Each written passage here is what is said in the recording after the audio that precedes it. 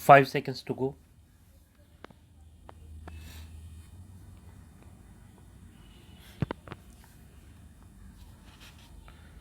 Start. We now come to the regulations that can be framed relating to private unaided professional institutions.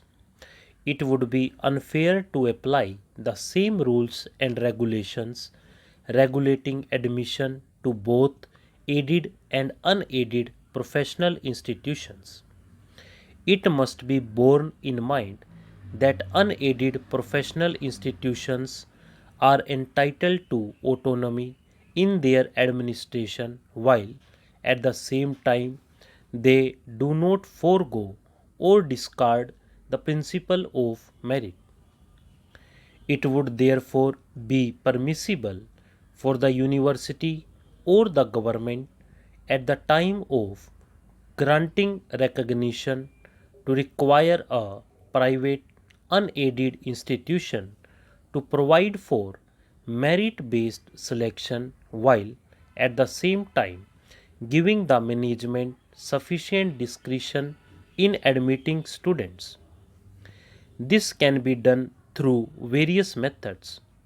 For instance, a certain percentage of the seats can be reserved for admission by the management out of those students who have passed the common entrance test held by itself or by the state or university and have applied to the college concerned for admission, while the rest of the seats may be filled up on the basis of counseling by the state agency.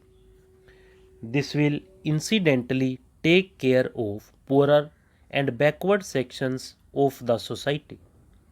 The prescription of percentage for this purpose has to be done by the government according to the local needs, and different percentages can be fixed for minority unaided and non-minority unaided and professional colleges.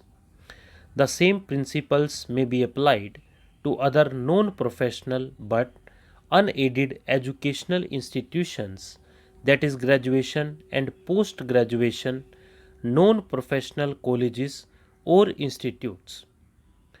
There is no controversy relating to provisions of the Act and rules where procedure for admission to professional colleges is prescribed. The only dispute that arises for our consideration is validity of Rule 12, which was introduced on 19th June 2019.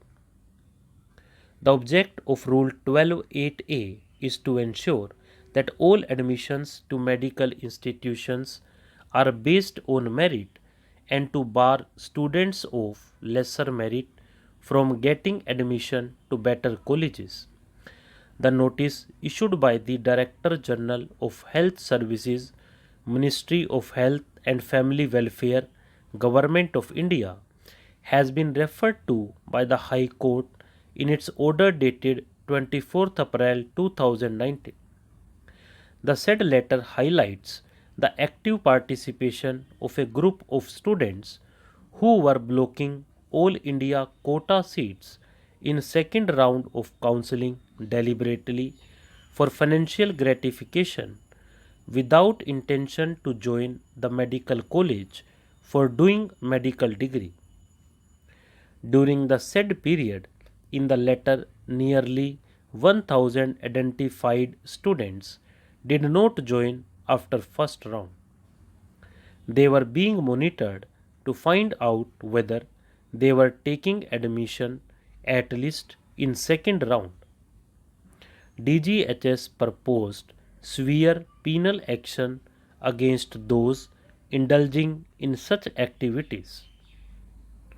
Having been informed of this menace, this court passed an order barring students who take admission in all India quota seats from being allowed to vacate seats after second round of counseling. All vacant seats after last round of counseling were directed to be filled up from a list that is forwarded to the institutions in the ratio of 10 times to the number of vacancies to ensure that all stray vacancies are filled. The contention of the appellants is that being asked to keep seats unfilled amounts to an unreasonable restriction on their right to carry on their occupation granted under Article 19(1)(g) of the Constitution of India.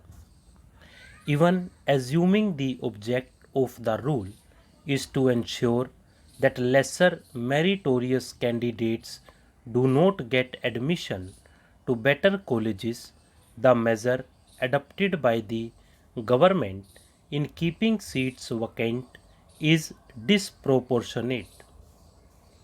This court in State of Tamil Nadu versus P. Krishnamurthy and others held that a subordinate legislation can be challenged on the following grounds: lack of legislative competence to make the subordinate legislation, violation of fundamental rights guaranteed under the Constitution of India, violation of any provision of the Constitution of India, failure to conform to the statute under which it is made or exceeding the limits of authority conferred by the Enabling Act, repugnancy to the laws of the land, that is, any enactment, manifest arbitrariness or unreasonableness. It is relevant to examine whether a subordinate legislation can be declared as unconstitutional on the principle of proportionality. This court in Kerala State Beverages Corporation Limited versus P.P. Suresh held the challenge to the order dated 7th August 2004 by which the respondents were deprived of an opportunity of being considered for employment is on the ground of violation of Articles 14, 19 and 21 of the Constitution of India. Lord Diplock in Council of Civil Service Unions versus Minister for the Civil Service held that the interference with an administrative action could be on the grounds of illegality, irrationality, and procedural impropriety. He was of the opinion that proportionality could be an additional ground of review in the future. Interference with an administrative decision by applying the Wensbury principles is restricted. Stop.